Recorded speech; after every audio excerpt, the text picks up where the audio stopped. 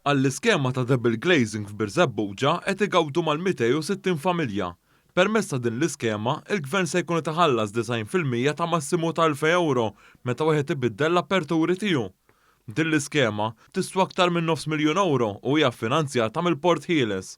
Dan tħabbar mill-Ministru l-Ekonomija Silvio Xkembri flimkien mal-Ministru l-Enerġija Mirjam Dalli waqt konferenza tal-aħbarijiet f'din il-lokalità. Il-Ministru Silvio Xkembri għal kif huwa l-impenn tal-Gvern li jnaqqas l-inkonvenjent fuq ir-residenti ta' Birzebbuġa minħabba x-xogħol li jkun għaddej fil-Port Ħieles, fosthom ħsejjes ta' inġenji. Fost miżuri oħra li semma l-Ministru Xkembri hemm dik li nagħta l-asfalt madwar il-Port Ħieles. Rridu nkomplu nimbuttaw ekonomija ta' ġid għal kulħadd. U meta ngħidu ekonomija ta' ġid għal kulħadd rridu naraw li fil-waqt l-attività ekonomika ssir, ir-residenti wkoll li jgawdu. Hawnhekk għandna attività tal-Freeport li tiġġenera attività ekonomika però hija wkoll ta' inkonvenjent tar-residenti. U għalhekk ħriġna wkoll skema oħra ta' double glazing din id-darba allokajna iktar minn €500,000 fejn kellek madwar 260 persuna li benefikaw minnha.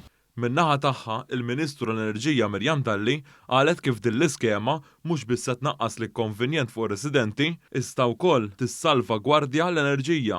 Qalet kif dan il-proġett huwa parti mill-viżjoni tal-Gvern li sal-2050 ikonna ekonomija mibnija fuq is-sostenibilità. L-iskema ta' double glazing titkellem dwar il-ħtieġa li jkollna effiċjenza akbar fl-enerġija u għalhekk nilħqu l-miri tagħna f'dan il-qasam.